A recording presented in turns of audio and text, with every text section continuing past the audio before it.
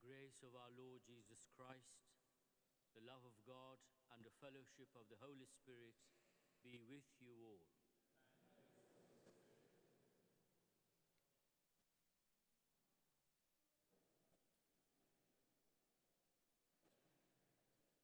Friends in Christ, as we gather for this service of prayer for unity, we thank God for our common Christian heritage and for his liberating and saving action in human history. It is with profound joy that on behalf of the Church in Malta, the Church in Gozo, and other Christian churches and traditions, I welcome His All Holiness Bartholomew, Archbishop of Constantinople and Rome, and Ecumenical Patriarch. Since your Holiness' arrival on Sunday evening, we have been graced by your presence, your wisdom, and your love for all Christians. I recall with gratitude my fraternal visit to your Royal Holiness 3 years ago at your seat in Constantinople, Istanbul. To this day, I still cherish your hospitality and kindness. I thank you for accepting my invitation to visit Malta. Besides the customary formalities accompanying such a visit, your stay among us is marked by your desire to be close to those who dwell in the existential peripheries of our society, in particular the suffering and those experiencing trying situations in their life. We are in the season of Advent, indeed a very special time. And today also we celebrate the memory of Saint Nicholas, Holy Bishop. When as Christians we seek to prepare ourselves for the birth of our Lord and Savior. This is a time of conversion and expectation as we listen to the Word of God proclaimed to us.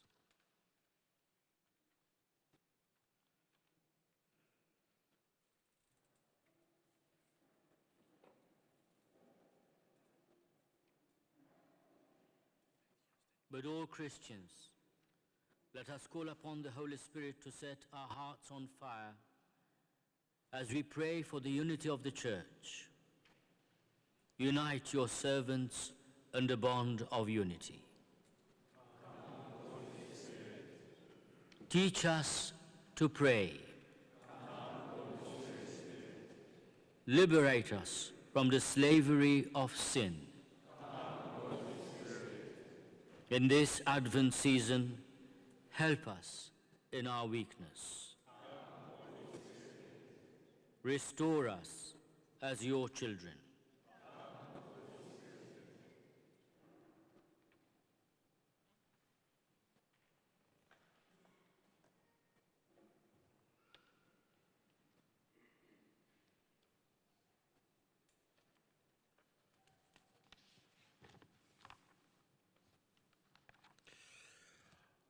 We have not received a spirit of slavery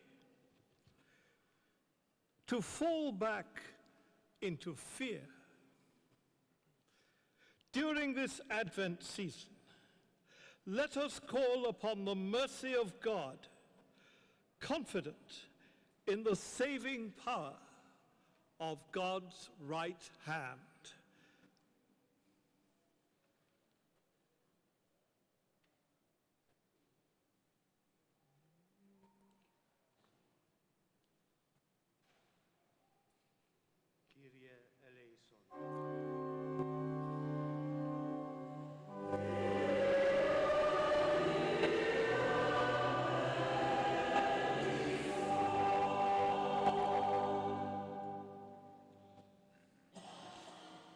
From structures that undermine human dignity and enforce new forms of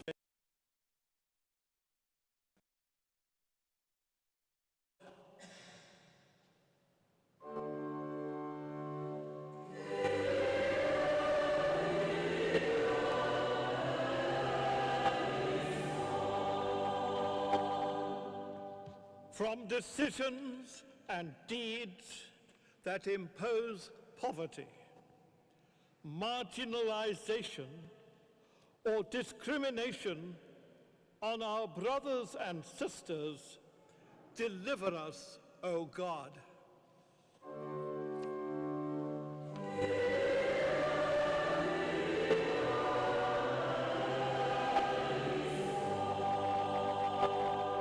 From the fear and suspicion that separates us from each other and place limits on hope and healing, deliver us, O God.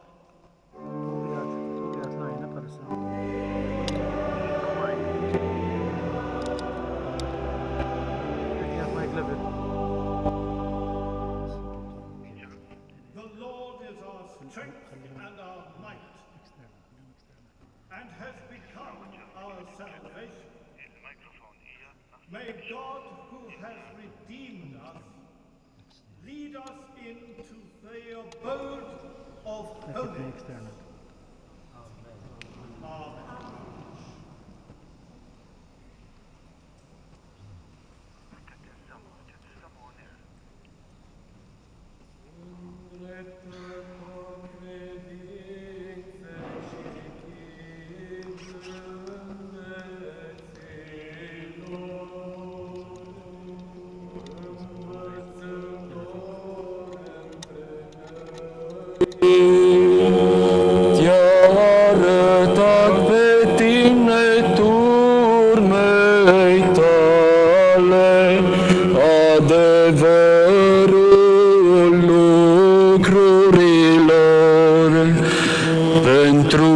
Aceasta-ai câștigat cu smerenia cele înalte, cu sărăcia cele bogate. Părinte ierarhe Nicolae, roagă-L pe Hristos, Dumnezeu să mântuiască sufletele noastre.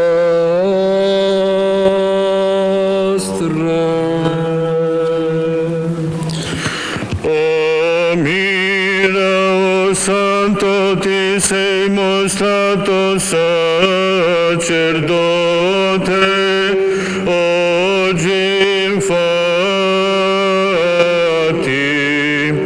compiendo il Vangelo di Cristo, hai dato la loro vita per il tuo popolo, hai salvato gli innocenti dalla morte. Per questo sei santificato quale grande iniziato della divina grazia.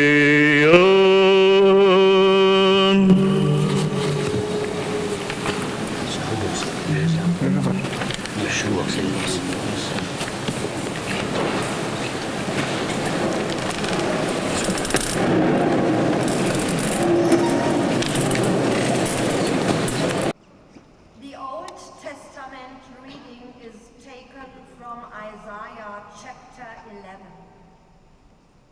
A shoot shall come out from the stump of Jesse, and a branch shall grow out of his roots.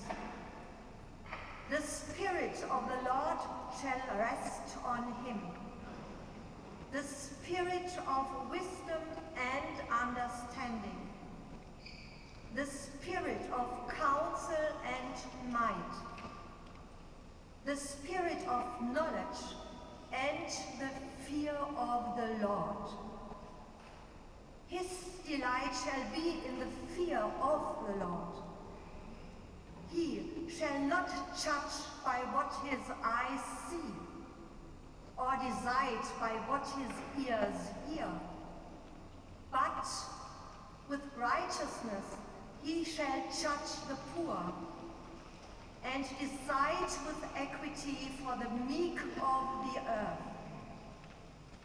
He shall strike the earth with the rod of his mouth, and with the breath of his lips he shall kill the wicked.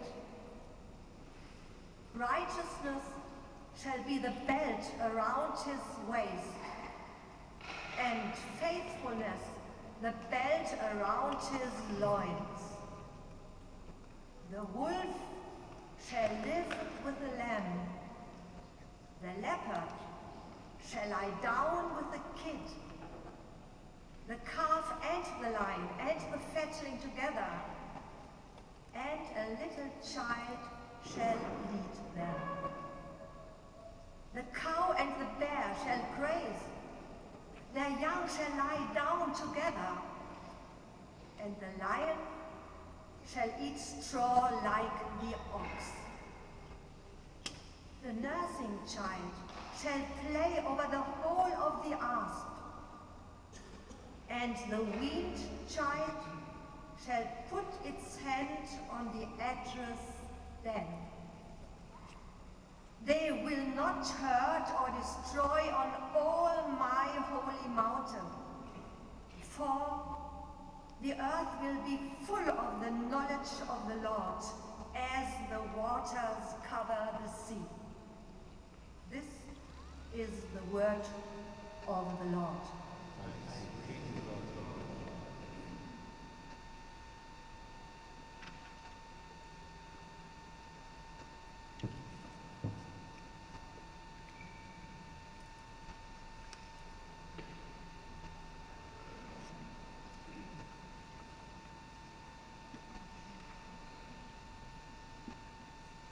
Responsorial Psalm.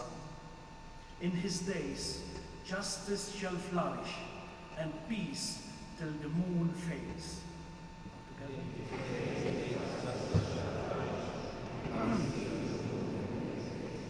Give the king your justice, O God, and your righteousness to a king's son.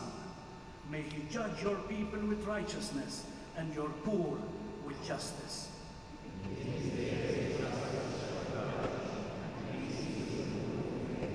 In his days may righteousness flourish, and peace abound, until the moon is no more. May he have dominion from sea to sea, and from the river to the ends of the earth.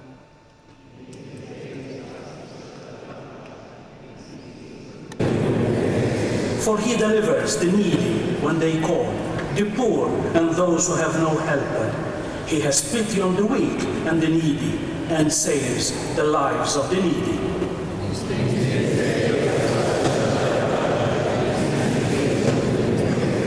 May his name endure forever, his fame continue as long as the sun. May all nations be blessed in him, may they pronounce him happy.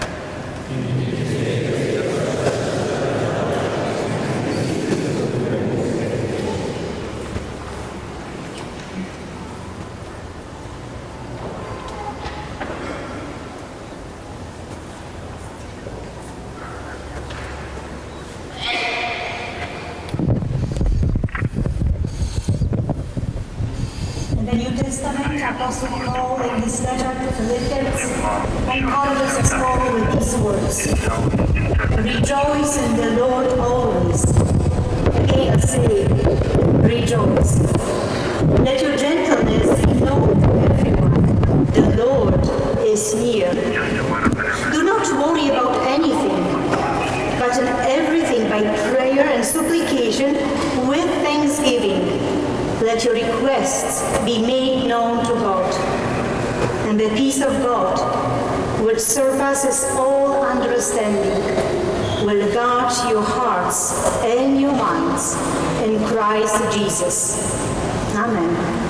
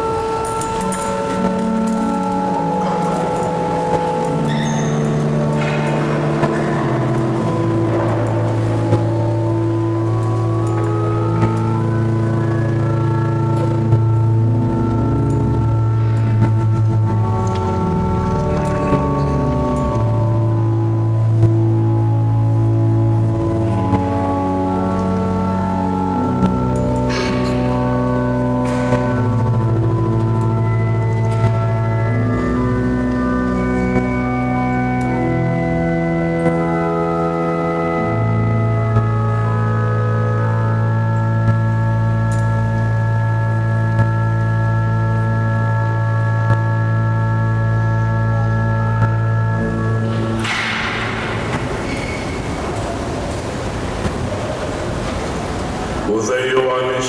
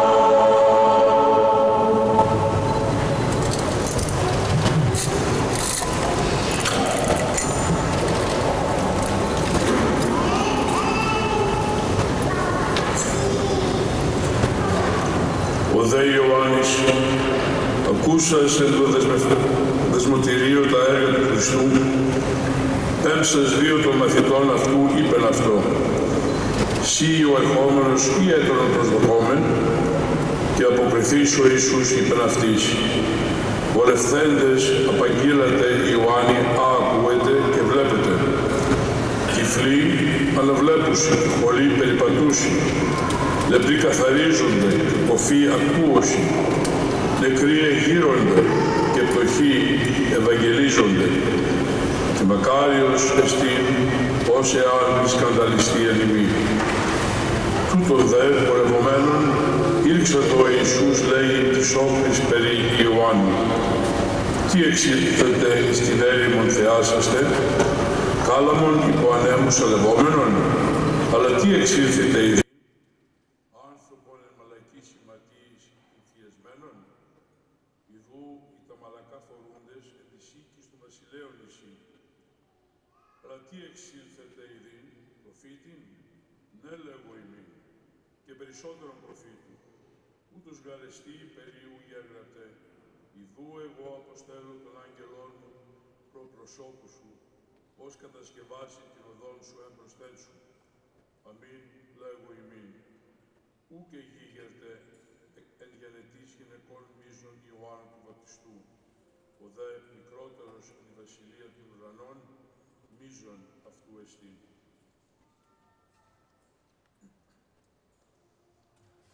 Il mulei macum. Arim l'Evangelius consam Matteo.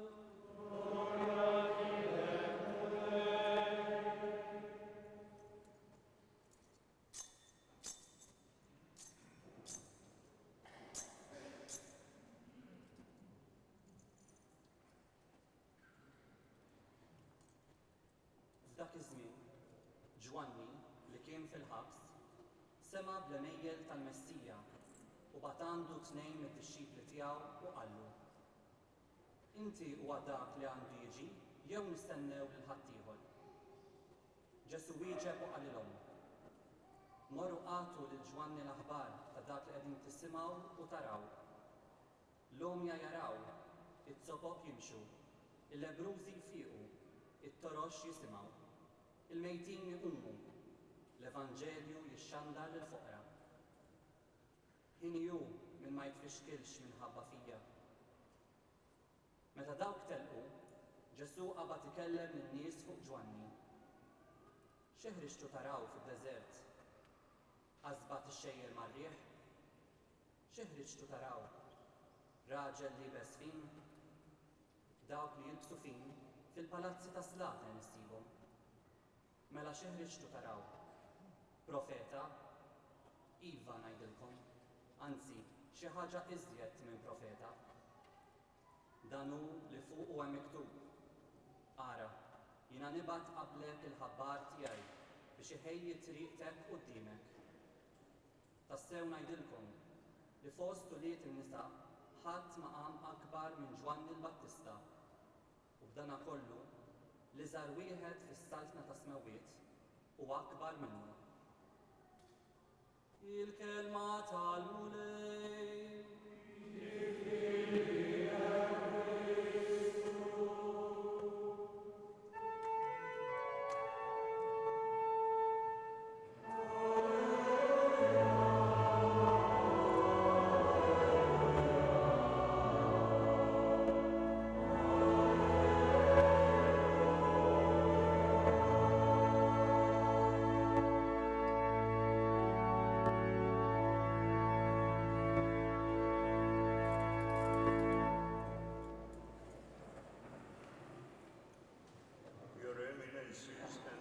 Excellencies, honorable representatives of the civil authorities, reverend fathers, beloved brothers and sisters in Christ. It is a joy and a blessing to find ourselves here with you in the footsteps of St. Paul, the Apostle of the Nations. Indeed, it was almost 2,000 years ago when the Roman citizen and former Pharisee from Tarsus, who converted to Christianity while on the way to Damascus, landed on this island while he was on his way to Rome to face trial. The Acts of the Apostles state that the people who lived on the island showed him great kindness. Meanwhile, our humble person on this day is witnessing your exceptional benevolence and excellent hospitality. Thank you. Together with the psalmist, we can exclaim, "Behold how good and pleasant it is when brothers dwell in unity." And our words do not come from politeness, but flow from the very prayer of our Lord and Savior Jesus Christ, who before his passion prayed that all may be one. This wish of the Lord is irrelevant today, considering that we live in a secularized society, so marked by nihilistic and atheistic ideologies. To witness Christ effectively to the world today, we Christians, who are unfortunately divided against God's will, must unite our voices and our hearts to proclaim the salvific message of the gospel, following the example of the Apostle of the Nations, who exclaimed, "Woe to me, ue mi, ean mi evangelizome, if I do not preach the gospel." The ecumenical movement has born at the beginning of the last century, stemming from the necessity of being united for an effective Christian mission worldwide. The Orthodox Church was a pioneer of this movement. Already in 1902, our predecessor on the ecumenical throne, Patriarch Joachim III, of blessed memory, brought to his brothers the primates of all of the Orthodox churches, proposing collaboration also on practical issues. Among various questions, Joachim III mentioned the subject of our present and future relations with the two great growths of Christianity, meaning by this the Roman Catholic Church and what he referred to as the Church of the Protestants. Afterwards, he then added, of course, the union of them and of all who believe in Christ with us in the Orthodox faith is the pious and heartfelt desire of our Church and of all genuine Christians who stand firm in the evangelical doctrine of unity, and it is the subject of constant prayer and supplication. A few years later, in 1920, the Ecumenical Patriarchate issued a historic encyclical addressed to the churches of Christ everywhere in the world, inviting Christians to establish a koinonia, that is to say, a communion or a fellowship of churches based on the model of the League of Nations, which had just been established in Geneva in 1919. In this encyclical, one can read, "Our own Church holds that rapprochement, prosyngesis, between the various Christian churches and fellowship, koinonia, between them, is not excluded by the doctrinal differences which exist between them. In our opinion, such a rapprochement is highly desirable and necessary. It would be useful in many ways for the real interest of each particular church and of the whole Christian body, and also for the preparation and advancement of that blessed union which will be completed in the future in accordance with the will of God." Subsequently, the Ecumenical Patriarchate became a founding member of the World Council of Churches in 1948 and has been present and active in it, in the Council, ever since. This encyclical not only invited the churches to come together for dialogue, but also proposed concrete joint actions, such as exchanging ecclesiastical representatives and delegations, as well as professors and students of theological faculties, convening conferences together, allowing each other the use of chapels and cemeteries, striving to ensure that all churches celebrate major Christian feasts at the same time, and assisting one another in endeavors for religious advancement and charity. More recently, the Holy and Great Council of the Orthodox Church, which we, by the grace of God, convened and presided over in Crete in 2016, reaffirmed this commitment of our Church to the ecumenical movement.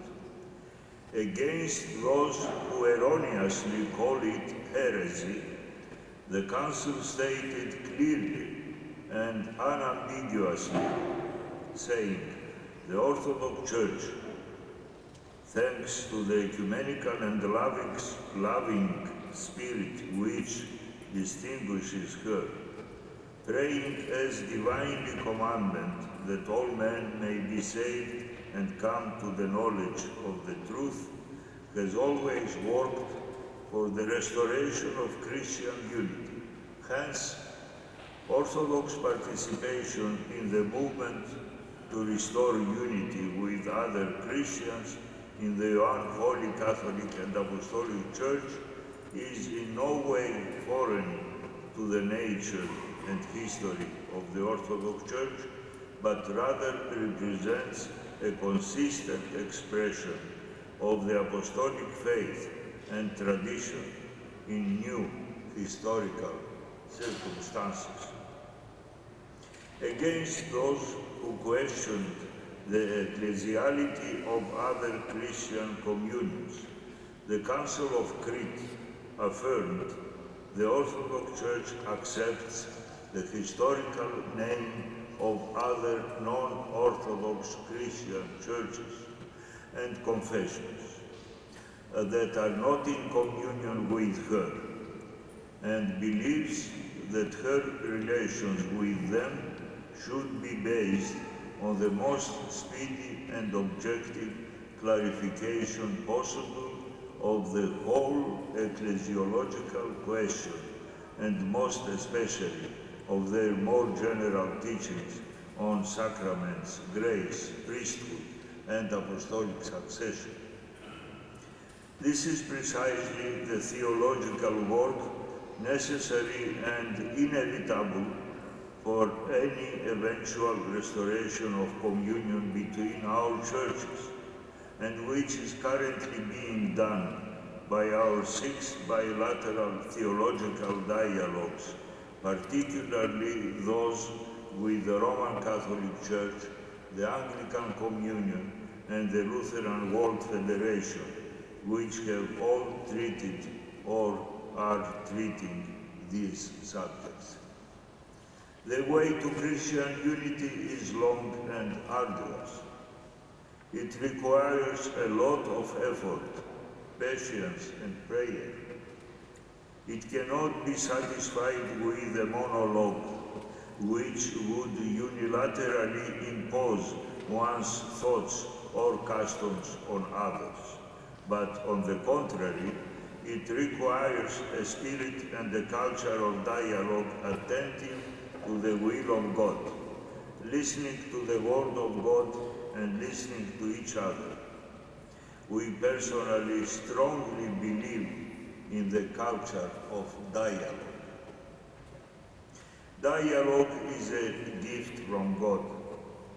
According to our famous predecessor on the ecumenical throne, St. John Chrysostom, God is always in a personal dialogue with human beings.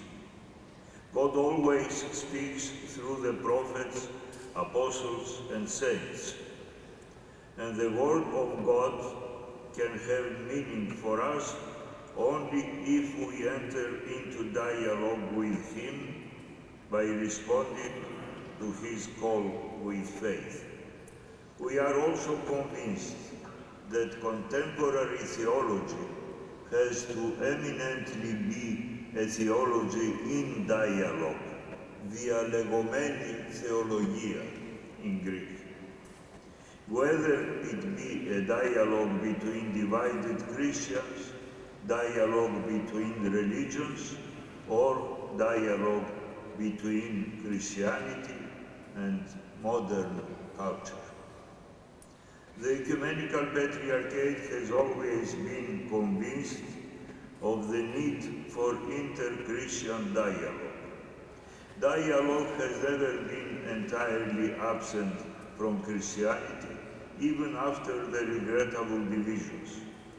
After the rupture of communion between Rome and Constantinople in the 11th century, the Ecumenical Patriarchate remained in dialogue with the Church of Rome until at least at the time of the councils of Lyon and Ferrara, Florence.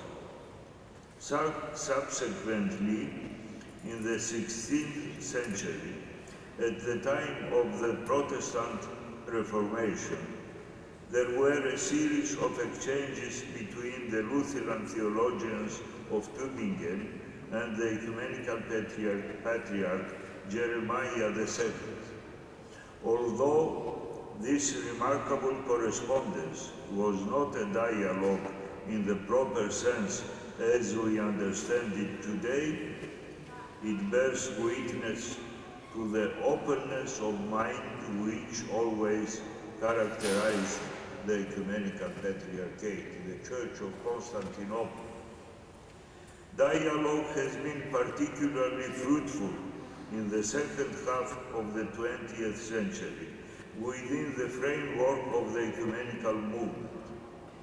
No one can forget nor underestimate the importance of retracing the history of the historic meeting between our predecessor, Ecumenical Patriarch Athenagoras and Pope Paul VI in Jerusalem in 1964, which led to the mutual lifting of the anathemas of 1054, which took place in December 1965, as well as the historic visit of the late Pope John Paul II to our predecessor, Ecumenical Patriarch Demetrius, in 1979, which led to the announcement of the official bilateral dialogue between our two churches, which officially began in 1980. During our tenure as Ecumenical Patriarch, we had the joy of receiving Popes Benedict XVI and Francis at the Fanar. Our numerous official visits to the Vatican and fraternal meetings with Pope Francis elsewhere on other occasions, like our recent meeting in Bahrain, were opportunities to strengthen our shared commitment to rapprochement as we strive for unity. But other bilateral dialogues are also very important for us. The theological dialogue with the ancient Oriental churches results from our meetings during the conferences of the Faith and Order movement, especially the one in Edinburgh in 1937. The establishment of the World Council of Churches enabled the Orthodox to feel a particular closeness with these ancient Oriental churches and to engage with them in a bilateral dialogue in the 1960s.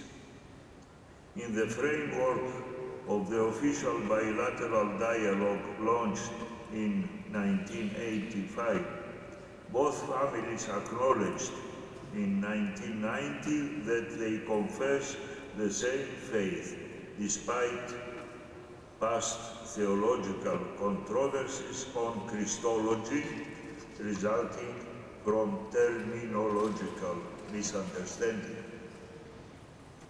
Only sincere and honest dialogue can allow clarification and overcome misunderstanding. It is imperative to bear this in mind when we consider our bilateral dialogues, both with the churches emerging from the Reformation and those with the Anglican Communion and with the Old Catholic Church. It is true that the question of the ordination of women, to take just one example, heavily challenged these dialogues.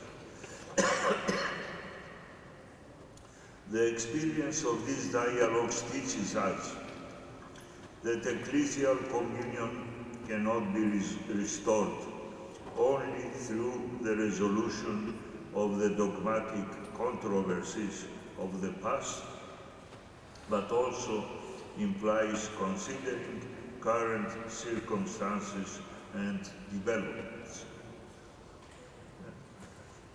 We recognize that without dialogue, nothing can be resolved. Therefore, the Orthodox Church pursues with great patience the progress of dialogue. The Ecumenical Patriarchate was also a pioneer of interfaith dialogue, being at the crossroads of continents, civilizations, and religions. The Holy and Great Church of Christ in Constantinople. Thank you very much.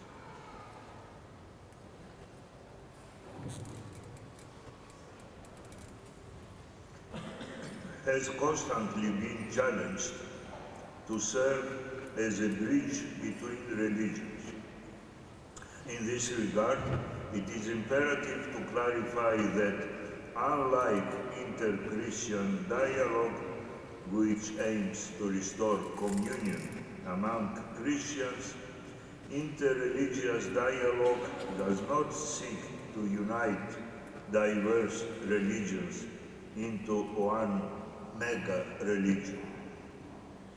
Interreligious dialogue aims for religions to coexist peacefully by getting to know each other better, clarifying misunderstandings, and striving for joint actions in front of contemporary threats and challenges. After being elected Ecumenical Patriarch, we have had the opportunity to address the issues of peace and religious tolerance on many occasions before various audiences worldwide.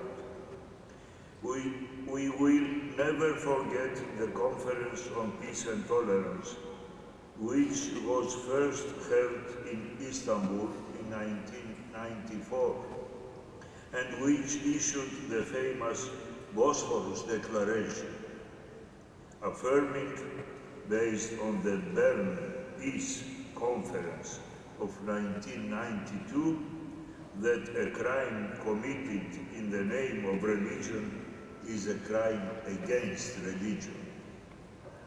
We will also remember another critical meeting, the Conference on Peaceful Coexistence between Judaism, Christianity, and Islam, following the tragic events of September 11, 2001, which was held in Brussels the following December, and which, in its famous declaration, the Brussels Declaration, rejected the assumption that religion contributes to the clash of civilizations, drawing attention instead to the role of faith in providing a constructive and instructive platform for dialogue among civilizations. As representative examples of the weakness of the Ecumenical Patriarchate in facing contemporary challenges, we mention our Church's contribution to protecting the natural environment and the struggle to promote a culture of solidarity. Concerning the ecological crisis, we want to highlight not only the series of international congresses, seminars, symposia, summits, and significant publications organized by our Patriarchate, but also our joint initiatives with Pope Francis. Regarding the culture of solidarity, we refer to the Declaration of 2013 as the Year of Solidarity for All Humanity, and 2017 as the Year of the Protection of the Sacredness of Childhood, as well as our shared engagement with Pope Francis for the protection of migrants and the organization of critical forums on modern slavery, together with the Anglican Communion. Beloved brothers and sisters in Christ, I'm sorry to speak too much. This is the end. The credibility of religions today depends on their attitude towards protecting human freedom and dignity and their contributions to peace. This is the presupposition not only of peaceful coexistence, but even of the sheer survival of humanity. We can face these challenges only together. As it is said earlier at the university, nobody, not a nation, state, religion, or science and technology can meet the current problems alone. We need one another. We need common mobilization, common efforts, common goals, and a common spirit, a common vision.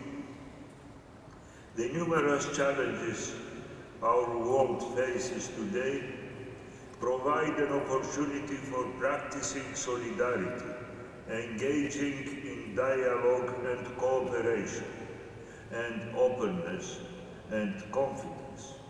Our future is shared.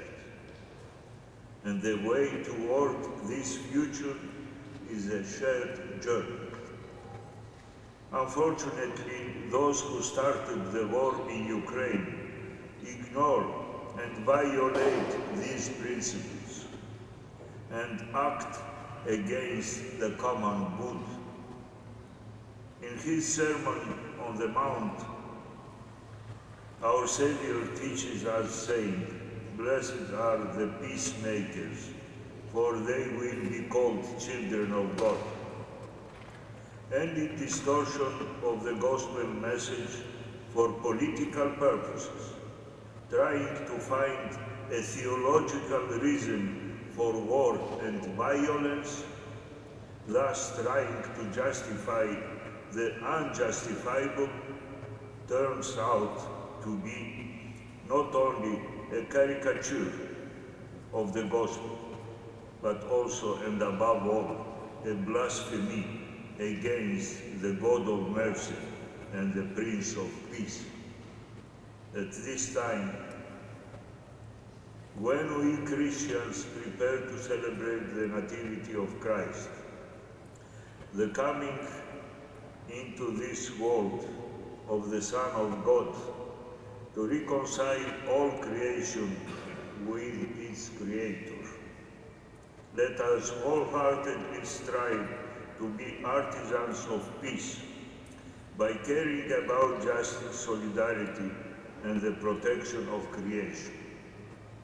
Let us never forget that our Savior enjoins us in the Gospel to love one another as He has loved us, specifying that by this everyone will know that you are my disciples if you have love for one another.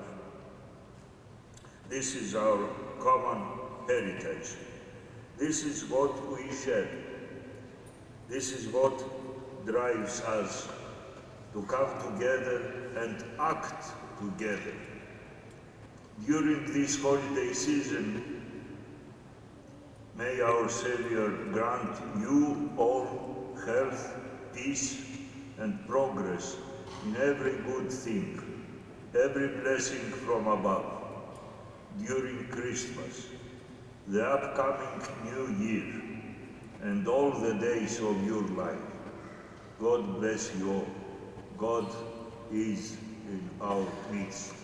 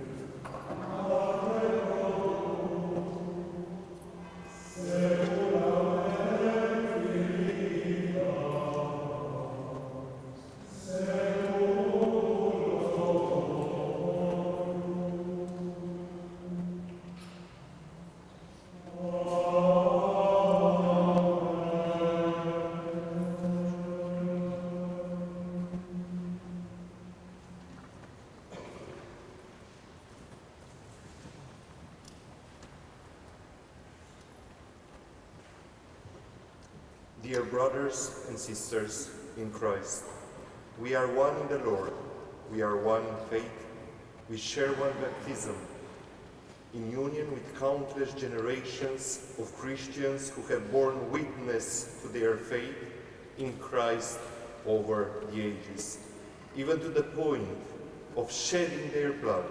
We too profess our faith as we say, we believe in one God, the Father, the Almighty, maker of heaven and earth, of all that is seen and unseen.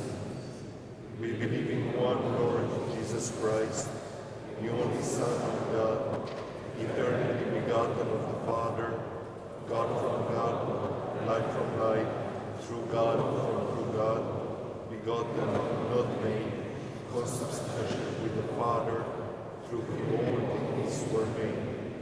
For us and for our salvation, he came down from heaven, was incarnate of the Holy Spirit and the Virgin Mary, and was made man. For our sake, he was crucified under Pontius Pilate, he suffered death and was buried. On the third day, he rose again, in accordance with the Scriptures, he ascended into heaven, and is seated at the right hand of the Father. He will come again in glory to judge the living and the dead, and his kingdom will have no end. We believe in the Holy Spirit, the Lord, the giver of life, who proceeds from the Father, who with the Son is worshipped and glorified, who is spoken through the prophets. We believe in one holy, Catholic and Apostolic Church. We acknowledge one baptism for the forgiveness of sins. We look for the resurrection.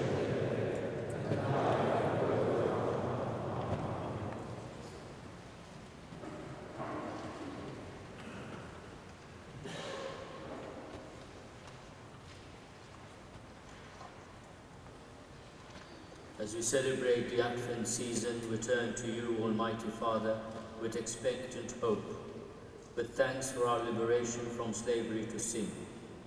Let us place our needs before the Lord, asking him to shatter the chains that enslave us, and to join us instead with bonds of love and communion.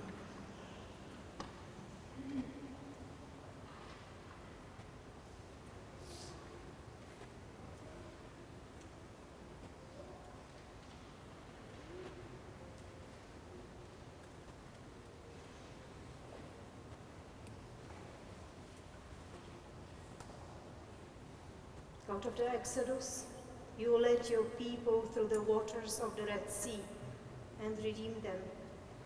Be with us now and free us from all forms of slavery and from everything that obscures human dignity.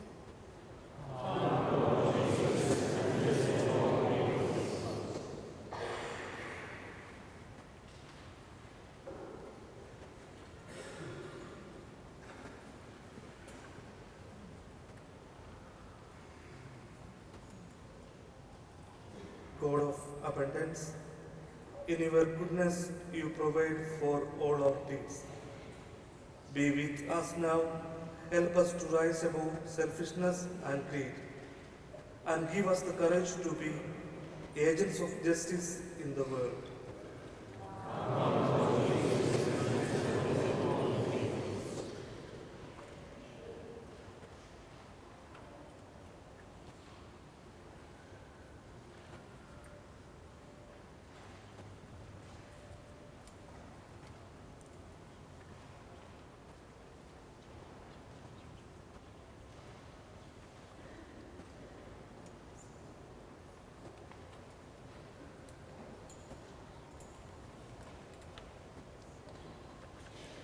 God of love, you created us in your own image and have redeemed us in Christ. Be with us now, empower us to love our neighbors and welcome the stranger.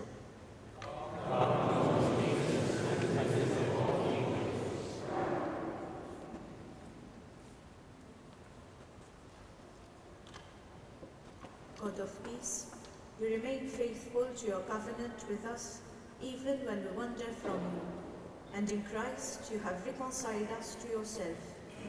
Be with us now, and put a new spirit and a new heart within us, that we may reject violence and instead be servants of your peace.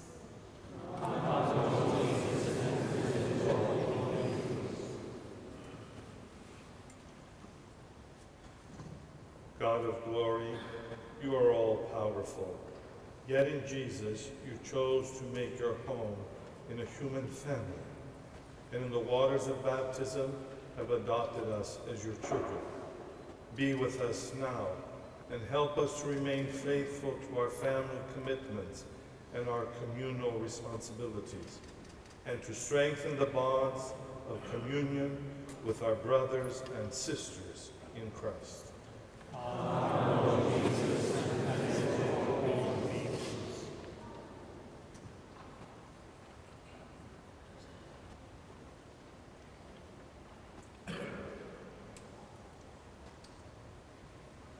Let us be of one mind and heart, bound not by chains, but by the love of Christ that has been poured out into our hearts, and pray to the Father in the words that Jesus taught us.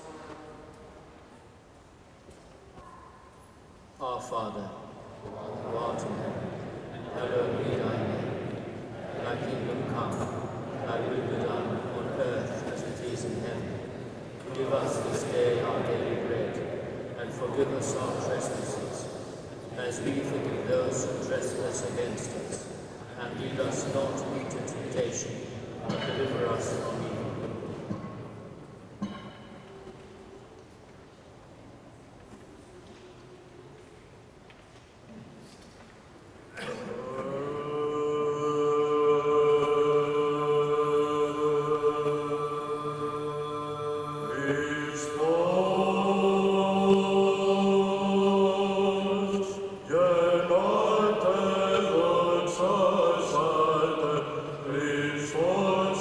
Christus,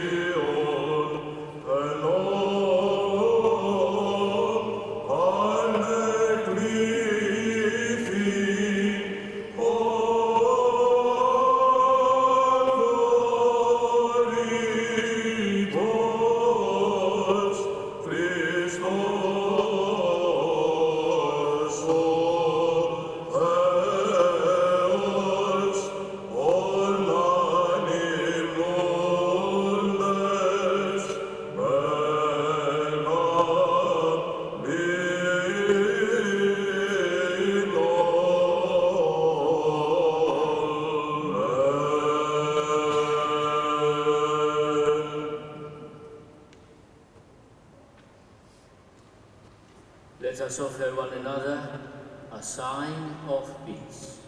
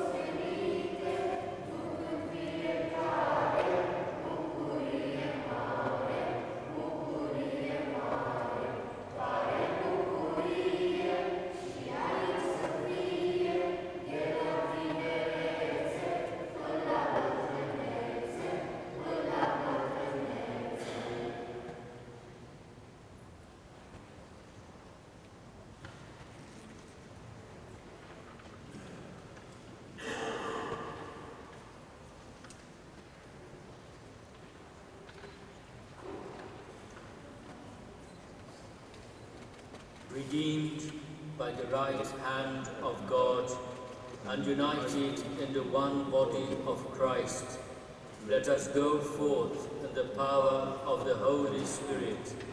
Let us walk together in this special season of Advent and throughout the whole year. Let us all yearn for Christian unity. Let us all seek the face of Christ, our Saviour. The Spirit of the Lord is upon us, because the Lord has anointed us to bring good news to the poor, to proclaim release to the captives, and recovery of sight to the blind, to let the oppressed go free, to proclaim the year of the Lord's favour. Amen.